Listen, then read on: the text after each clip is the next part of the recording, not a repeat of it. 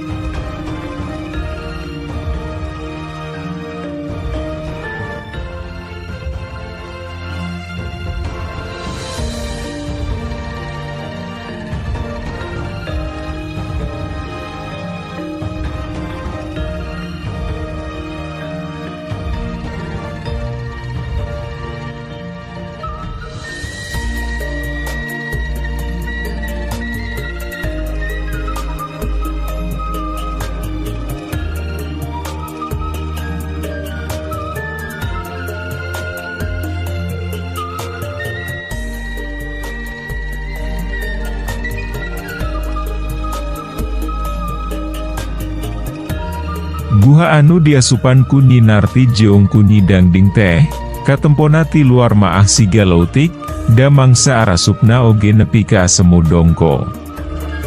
Tapi tetela, ari geus di jero maah rohanganana teh badag tur talalega, malah maah leuwih badag batan guha anu samemehna jadi panganjrekan Nyi Dangding, anu kiwari geus diancur keun ku prajuritna Prabu Dongkar.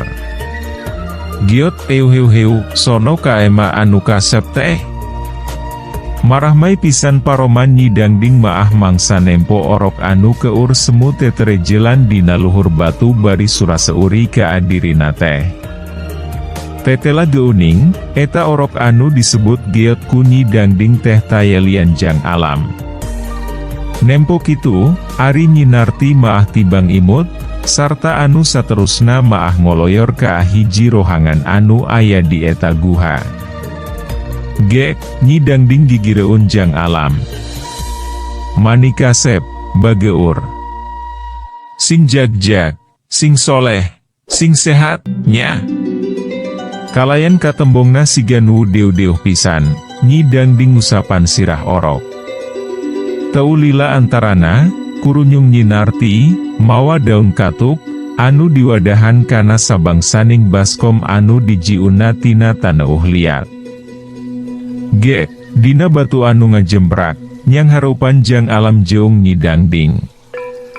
Mani sarai katuk teh, Emma, keninti mana, tanya Nyi Narti, sajeroning nipitan daun katukna.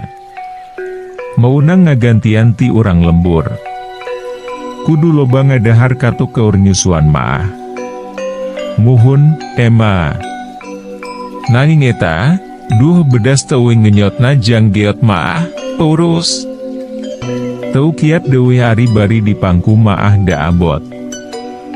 Heu, tong tarik-tarik teuing atuh ngenyotna, nya, kasep, sing karunya ka Ema Narti. Jang alamna anu kiwari dingaranan si geot maah, malah surah seuri mangsa diajak ngomong kitu teh. Narti, betah di dieu. Teutup nyi dangding rada antep. Betah, Ema. Komo aya jang geot maah, asa bingah karaosna teh. Nyusuan oge asa ka si jenatwi, tos asa ka putranya lira. Nanging, bisa gedengeun eta teh, abdi oge sok ngaraosono ka kulawargi. Hem, jeung enyana deui, Ema oge bungah kacida ku ayana si geot teh. Rarasaan teh bet asa dihirup keun dewi sabada maot, heu. Atuh perkara kasono ka anu jadi kulawarga, eta mah geus kaasup lumrah. Sing sabar wipikeun saheulaanan maah, nya tulungan heula Ema, pangnyusuan keun si geot, da ari Ema maah geus teu bijil cai susu. Etang-etang gawe wiyeu maah cok tadina oge. Lamun si geot geus dipesat, engke oge hidep maah dianteur keun dewi ku Ema. Jung lamun hayang nganaon, ngomong wi ka Ema, tong asa-asa. Muhun, Ema. Nanging, moal dugi ka kokotengan kitu caroge sareng sepuh abdi teh? Heu, moal, pan kulawarga hidep oge ku Ema teh geus dibere surat, sakalian dibere bekel keur kabutuhan sapopoena. Sanggeus ku Ema ditalinga keun, kolot jeung salaki hidep oge katembongna teh jadi rada tenang ari geus maca eusi surat maah. Hem, dupi mekelanana mangrupi naon, Ema? Heu, engke witanya keun ka salaki jeung ka kolot hidep. Ngan anu jelas maah, samulangna hidep teh imah geus alus, sawah jeung kebon geus boga, munding jeung domba oge aya kana sababaraha jodona. Nu leres, Ema? Heu, engkewi bukti keunku sorangan. Jeung anu leuwih utama maah deuwih, ayeuna, indung hidep teh geus cageur, geus jag-jag belejak siga bihari dewi. Leres eta teh, Ema?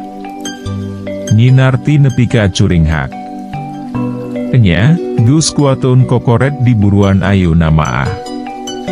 Aduh hatur nuhun pisan atuh, Ema.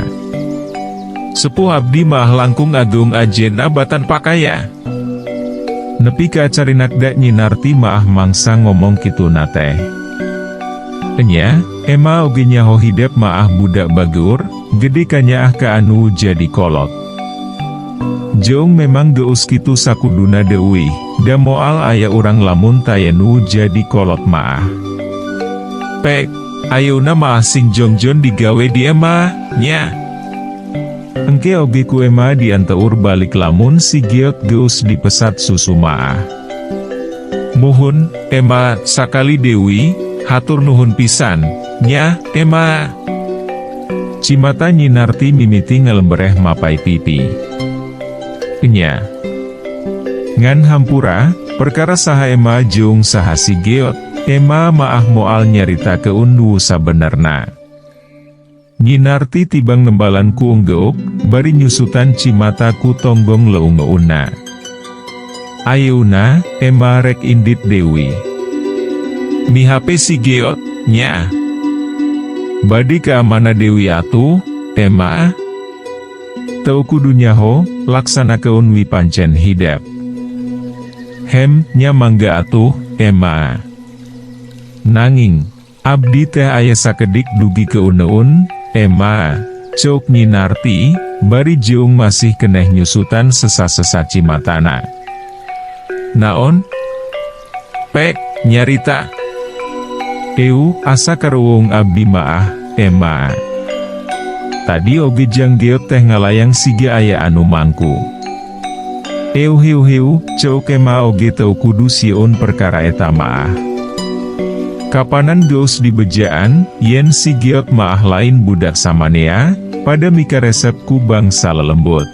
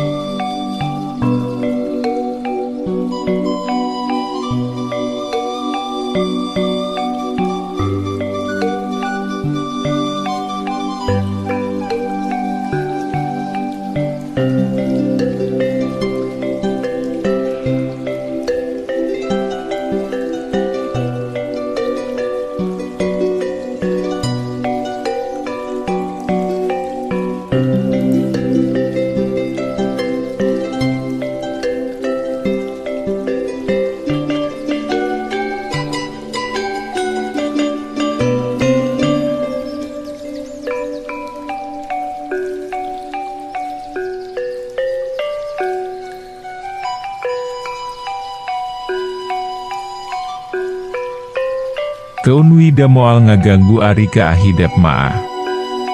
Anu ngajaga nana eta teh. Emiu muhun atuh, Emma. Emma harek indit heula, nya. Giot antosan heula Giot maah di dieu sareng Emma narti, nya. Sanggeus ngomong kituna teh, celengok, nyidanging nyiuman pipi jeung tarang si Giot. Jadi pipi lueun nyebut si Giot. Wios, nya, pamiarsa, urang nyebat si Giot wi urang oge ka ajang alam teh. Si Giot siga nu ngarti, surah seuri bari semu teterejelan Dewi. Sanggeus nyiuman, pikeun sajongjongan maah nyidangding anteng neu teup kang kalung orok. Gap, dirampa gagantel lawonna, sarta anu saterusna maah unggut-unggutan bari umat imut sorangan. Nyinarti mah tibang nempokeun ti tadi oge. Teulila antarana, jung, nyidangding cengkat tina tempat diupna, koloyor ka hiji rohangan guha. Lumayan lila, nepi ka antukna maah teu burung-ngurunyung Dewi. Sanggeus amitan ka nyinarti jeung ka si Giot pikeun anu kasakitu kalina maah, langsung bae nyidangding jojorelatan ninggal keun eta guha. Giot maah antosan, nya, Emma bade masak heula, ceuk nyinarti, kalayan paniu teup anu pinuh ku kanyaah.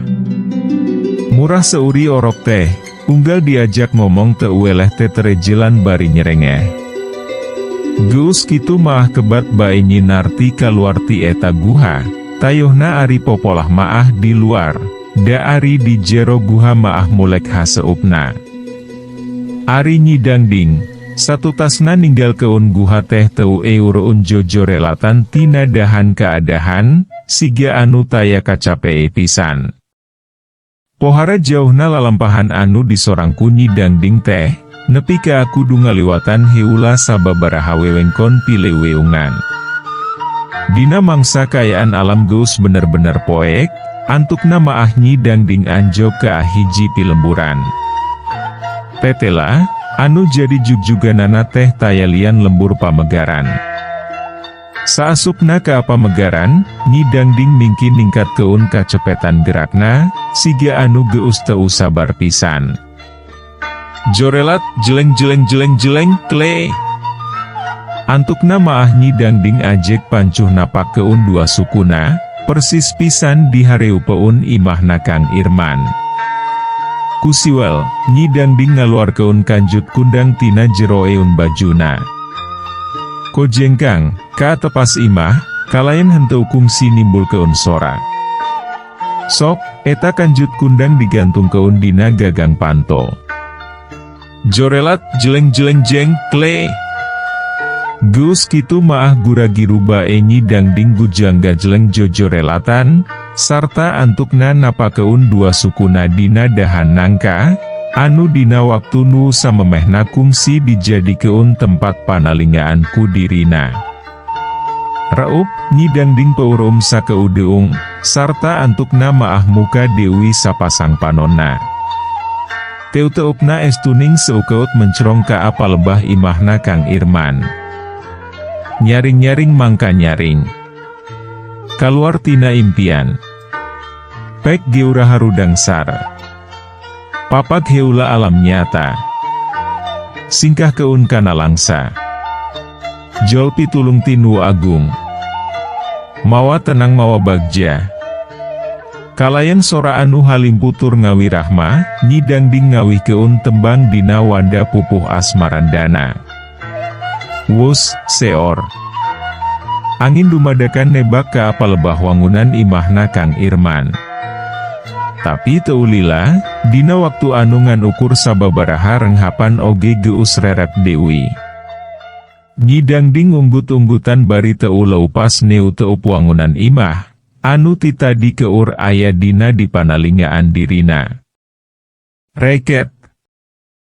Teulila antarana, katembong panto imah aya anu nyurung keun, disusul ku patung kurunyungna Nyi Eis jeung Kang Irman ka atepas imah.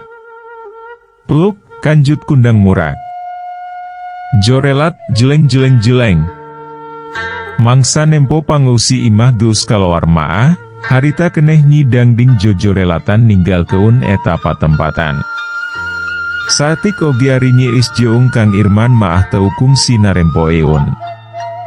Naon eta, Kang? Dina kayaan masih lulungu, Nyi Eis tutunjuk kana kanjut kundang. Kang Irman tibang gido. Kajurung kurasa kapanasaran sigana maah, kanjut kundang anu gogoletakan dina palupuh teh gancang bae dicokot. Nyi. Kang Irman nepi ka molohok sanggesna nempo eusi kanjut teh. Nyi Eis teu jauh beda, nepi ka bengong sanggeus salakina nembong keun eusi kanjut kundang teh. Sanggeus luak liuk heula ka sakurilingeun buruan, gura-giru bae Nyi Eis jeung Kang Irman arasup Dewi ka imah. Gek, di patengahan. Cempor ngahaja di dieu keut-keun. Burudul, eusi kanjut kundang di baha keun. Tetela eusina teh mangrupaning rarangken emas anu harade, kekendian ukuran 2 ramo anu dijiun tina taneuh liat, jeung salambar kaen nu digulung keun. Waduh ken usaha, nya, Kang. Kadeah, bilih aya anu bade nyulur keun. Jik-jik ka lebah dinya ari sangkaan Nyi Eis maah.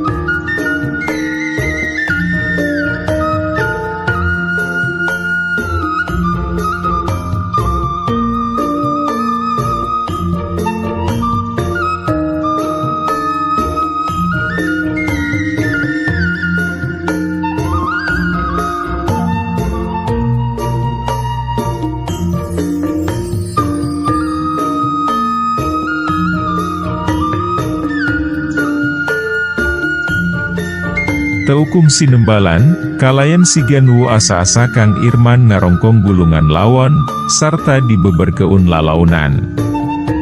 Tetela aya tulisanana, kalayan ngagunakeun aksara Sunda. Naon eta, Kang? Paroman ye siga anu masih keneh kasiunan. Teu talangke, kalayan semu gegerendengan eta tulisan dibaca, ku Kang Irman. Sampurasun. Tong lewang tong nalangsa, anak hidep aya di kaula, dikukut sarta dipikanya asa kumaha mistina. Lain niat rek niwat, lain niat ngapi milik, niat kaula seja nyalametkeun tina kajahatan manusia anu muja ka bangsa buta. Sing reug-reug, tong loba pikiran, dina mangsana maah budak hidep baris mulang. Idinan kaula nu ngasuh heula, pikeun mubaran kasuung jeung lara jiwa. Perkara rarangken, pek ampihan, gunakeun keur kabutuhan. Dina kekendian aya ubar keur indung hidep, campuran cai herang, terus inum keun jeung si beungeut keun. Nurmala. Kituna unina eta si tulisan teh. Ya Allah jadi. Sialam teh salamet, Kang. Nyi is pohara pisan curing hakna. Nya meureun, nyi syukur wiari memang kitu maah. Tapi, saha, nya, Nurmala teh? Ras, nyi is inget kana wangkongan jeung nu jadi bapana. Teukum si diengke-engke, barabat weh dicaritakeun Dewi ka salakina. Nepi ka bengong Kang Irman oge mangsa ngaregepkeun caritaan tinu jadi pamajikan teh. Tapi omat, Kang, saurna maah perkawis ieu teh teu kengindugi ka akadang weun ku pihak kerajaan. Nyi is omat-omatan siga anu kasiunan pisan. Lah, dati urang maah jauh melamelu ka karatonna oge. Jarang-jarang acan deuwih prajurit anu ngalanto ka adi umaah, da jalana teu bisa diliwatan ku kuda. Muhun ari kitu ti maah. Nanging, kekewiari ati-ati maah kedah. Kang Irman tibang unggut-unggutan. Gap ngarongkong kekendian. Sanggeus dibuka tutupna, tetela iusina teh buntelan lawon bodas. Gancang bae didudut, sarta anu saterusna maah dibuka kalayan ati-ati pisan. Sarupaning tipung eusina teh, saatik pisan deuwih, paling oge 10 keun. Akan yakin pisan, nyi jelema anu ngirim ieu teh kalayan dibarengan ku niat anu hade. Kang Irman neuteop nyi eis. Pamenda abdi oge kitu pisan, Kang. Hayu atuh, urang sanggana ngandongan ema. Nyi eis siga anu geus teu sabar. Teukum si loba mikir, sanggeus rarangken emas jeung nu sejana dibebes-bebes keun Dewi kana kanjut kundang maah, gura-giru bae nyi eis jeung Kang Irman patinggaredik muru imah nu jadi kolotna. Pak, gugah, Pak. Sanepina ka tepas imah Mang Aput teh, gancang bae nyi eis gegedor kana panto. Teu lila antarana, Mang Aput ngurunyung semululungu. Aya naon ari maneh? Sok ngaganggu keur tiba sare teh. Mang Aput kukulutus ditungtungan ku hewai. Teu nembalan, gura-giru bae nyi eis emah asup ka jero imah. Nempo kitu teh ari Mang Aput emah hati bang kurang terung. Red ka Kang Irman. Aya naon ieu teh, Jang Irman? Mamawa naon deuwih hari eta? Mang Aput tutunjuk kana kanjut kundang anu dikeu-keweo ku Kang Irman. Saena maah dilebet winyariosna, Pak. Teu nembalan, gancang bae geus kitu maah Mang Aput ngalengkah keun Dewi supuna ka ajero imah, ditutur keun ku Kang Irman. Di patengahan, kasampak nyeis keur ngusapan sirah indungna, anu harita keur meu jeuhna ngageubra. Ngahaja meureun matak ngagelar di patengahan teh, sangkan teu hese lamun sakaliun aya anu ngalongok. Ge, Kang Irman jeung Mang Aput ngariung anu keur tibera. Aya naon ieu teh, Jang Irman? Mang Aput mimiti nalek Dewi, kalayan ngalungkeun pananya anu masih keneh sarua. Sanggeus ngarenghap heula rada jero, barabat weh Kang Irman nyarita keun itu ibuna. Nyi Ais oge mindeng mairan, ngalengkepan caritaan salakina anu dianggap kurang. Sajeroning ngaregep keunana teh nepi ka amolohok bengong Mang Aput maah, komo mangsa Kang Irman geus nembong keun eusi kanjut kundang anu dibawana maah. Waktosna seep. Caak hanca.